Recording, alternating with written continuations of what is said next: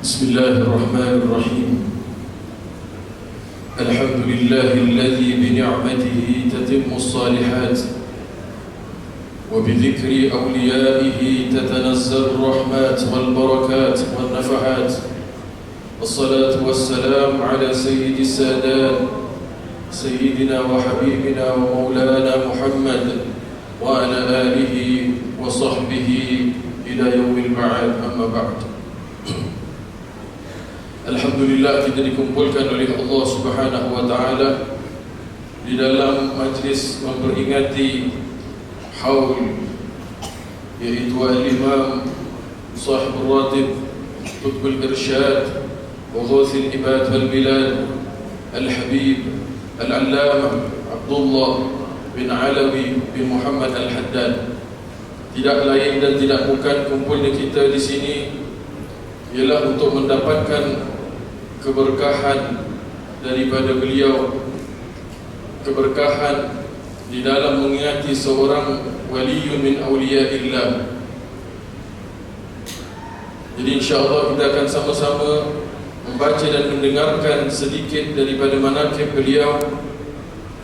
Beliau adalah Al-Habib Al-Imam Abdullah bin Alawi bin Muhammad bin Ahmad bin Abdullah bin Muhammad bin Alawi bin Ahmad Al-Haddad bin Abi Bakar bin Ahmad bin Muhammad bin Abdullah bin Ahmad bin Abdul Rahman bin Alawi Ammul Faqih bin Muhammad Sahib Mirbat bin Ali Khalid Qasam bin Alawi bin Muhammad bin Alawi bin Ubaidillah bin Al-Imam Al-Muhajir ila Allah Ahmad bin Isa bin Muhammad Al-Nagib bin Ali Al-Muraydi bin Ja'far Al-Sadiq bin Muhammad Al-Baqir bin Ali Zain Al-Abidin bin Hussein Sibt bin Ali bin Abi Talib dan Sayyidah Fatimah Zahra putra Nabi Muhammad sallallahu alaihi wa alihi wa sahbihi wasallam.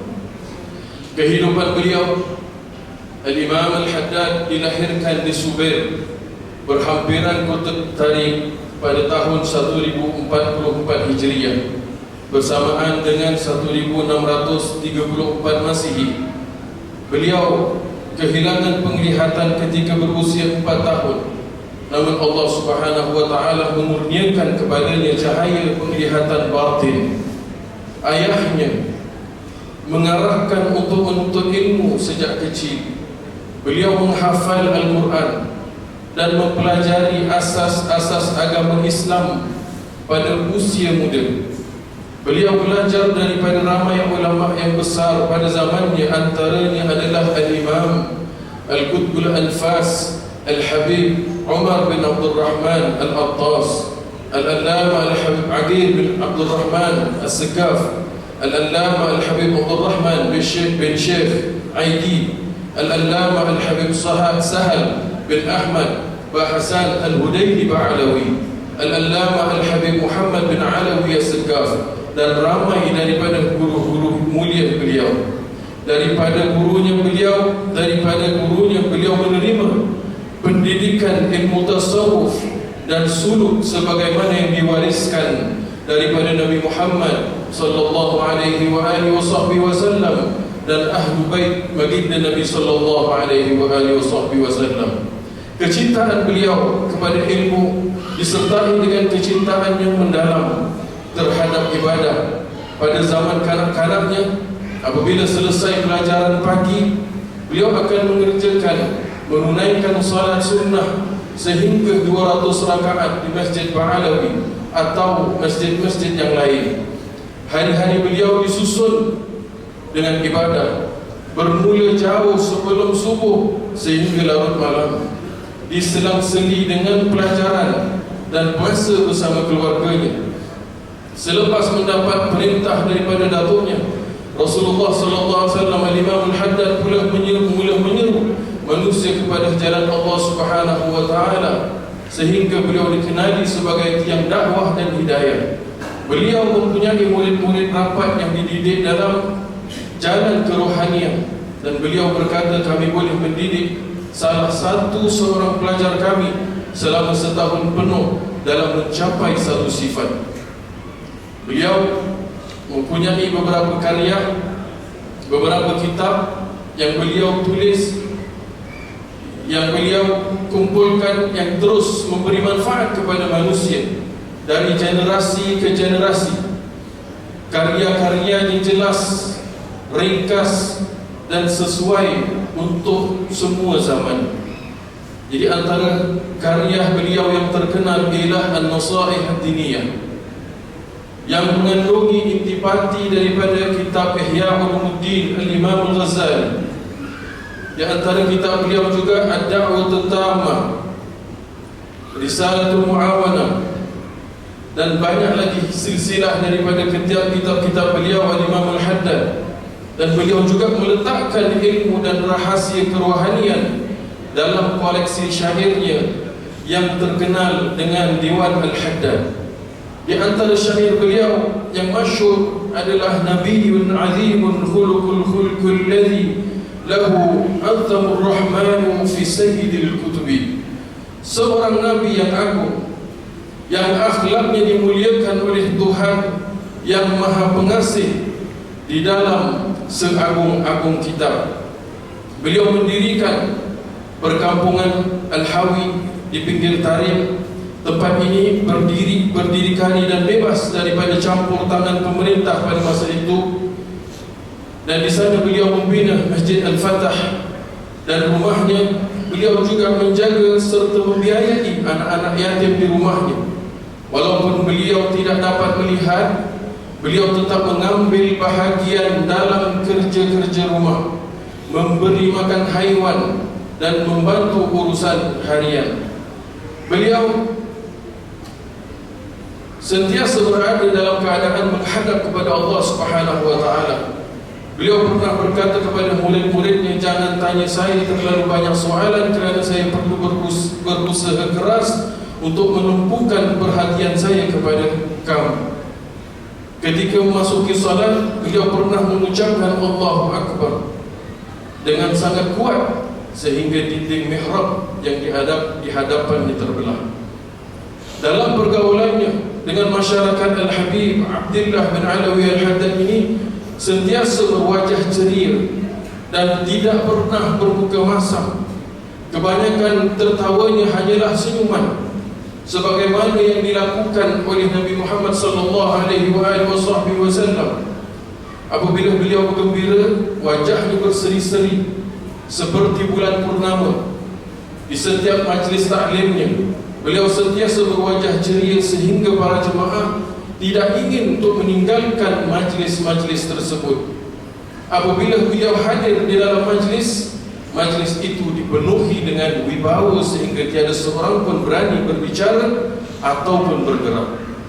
Mereka menundukkan kepala masing-masing, seolah-olah ada seekor burung yang bertingkah di atas kepala mereka. Al-Habib Ali bin Muhammad Al-Habsyi,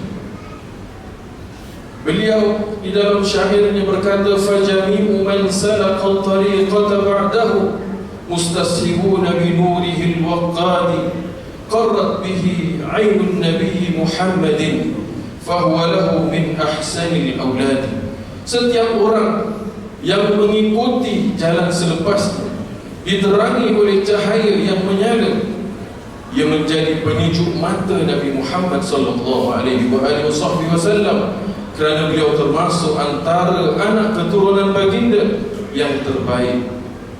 Kecintaan seorang mukmin, lebih lelaki maupun wanita, kemudian keluarga dan anak-anak cucu Rasulullah sallallahu alaihi wasallam adalah kerana mereka merupakan pewaris baginda dan menyebarkan agama ini kepada umat Islam. Antara ucapan beliau tentang keutamaan keluarga Rasulullah sallallahu alaihi wasallam, ahlu Rasulillah baitun mutahharun mahabbatuhum mafruḍatun kal mawaddati humul hamiluna as-sirra ba'da nabiyyihim wa warathuhu akrim biha min wirathatin. Keluarga Rasulullah sallallahu alaihi wasallam adalah keluarga yang suci. Mencintai mereka merupakan kewajipan tersendiri. mereka adalah pembawa rahsia agama ini selepas kewafatan Nabi mereka, dan mereka adalah pewaris baginda sallallahu alaihi wasallam. Maka muliakanlah mereka kerana mulianya warisan yang mereka terima. Al-Habib Abdullah bin Alawi Al-Haddad sangat menghormati ilmu dan para ulama. Beliau menganjurkan orang ramai agar menuntut ilmu dengan sungguh-sungguh sepanjang usia. Beliau berkata, "Ma wajadna al-khaira kullahu illa fil ilmi, walaula al-ilmu ma'arafa al-'abdu rabbahu wa la 'arafa kaifa ya'budu, fashtahid ya akhi fi talabil ilmi." Kami tidak pernah mendapati seluruh kebaikan melainkan dalam ilmu. Sekiranya tiada ilmu, seorang hamba tidak akan mengenal Tuhannya dan tidak mengetahui cara menyembahnya. Maka bersungguh-sungguhlah wahai saudaraku dalam menuntut ilmu. Ada salah satu kisah salah seorang yang sangat cinta kepada Al-Habib Abdullah Al-Haddad. Beliau berkata, "Aku pernah dirubah sehingga habis semua hartaku. Maka aku pun mendatangi Al-Habib Abdullah untuk meminta pertolongan dan memohon doa.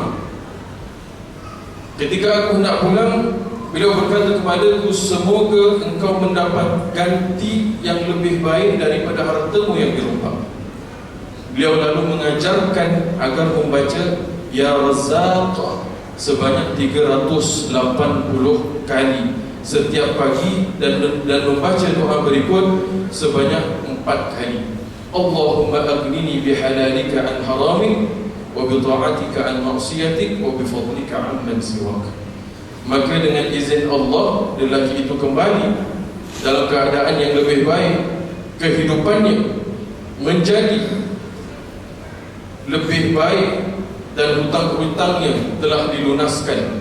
Dia menjadi seorang yang saleh, bertakwa dan wara, serta banyak melakukan amal kebajikan, terutamanya beliau membanyak sedekah.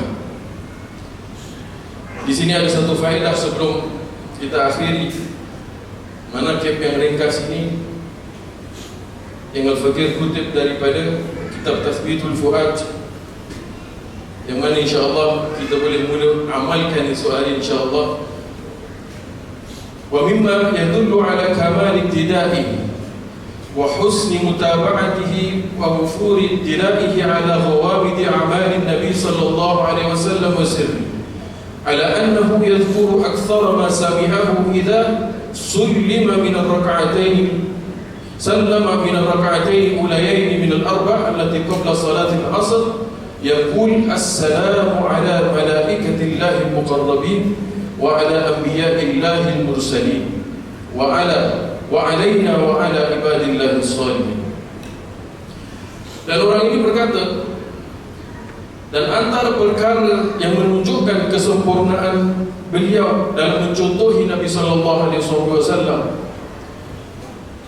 dalam kebaikan, dalam baiknya mengikuti baginda SAW, serta luas pengetahuannya terhadap rahsia-rahsia amalan Nabi SAW, ialah bahawa beliau menyebutkan kebanyakan apa yang didengarkan apabila memberi salam daripada 2 rakaat. Yang pertama daripada 4 rakaat sunnah sebelum solat asar, beliau memberi salam dengan assalamu ala malaikatillahi muqarrabin wa ala anbiya'illahi mursalin wa alaina wa ala ibadillahi salihin. Jadi orang ini mengatakan, aku ingin bertanya kepada beliau tapi tak berani. Asas daripada amal ini daripada mana? Dan satu ketika beliau hadir ke satu majlis ilmu, iaitu ketika itu di dalam bacaan kitab hadis Sunan Abi Dawud dengan sanadnya kepada Sayyidina Ali bin Abi Thalib karramallahu wajhah. Di situ disebutkan Nabi SAW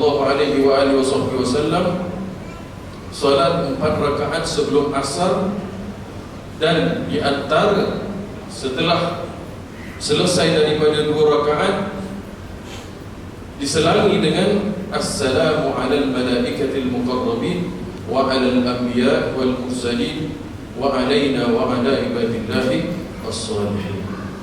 Jadi mudah-mudahan kita yang sedikit ini kita boleh mula untuk mengamalkan besok asar insya-Allah dengan solat 4 rakaat sebelum fardu asar insya-Allah. Kemudian beliau wafat di Al-Hawi pada 7 Zulqa'dah tahun 1132 Hijrah yang bersamaan dengan 1719 Masihi, dan beliau dimakamkan di perkuburan Zambal, dan beliau meninggalkan beberapa anak. Dan mudah-mudahan itu saja yang saya dapat sampaikan. Mudah-mudahan dengan kita mendengarkan sedikit daripada manaqib beliau yang saya dapat bacakan, kita mendapatkan keberkahan beliau, dan majlis ini menjadi majlis yang istiqamah, yang nanti sampai anak-anak cucu kita berkumpul bersama keluarga daripada Al-Habib Abdullah bin Ali bin Al-Haddad. Mudah-mudahan mereka sampai cucu-cucu mereka, dan kita sampai cucu-cucu kita berkumpul bersama-sama sampai hari kiamat. Wallahu ta'ala bissawab.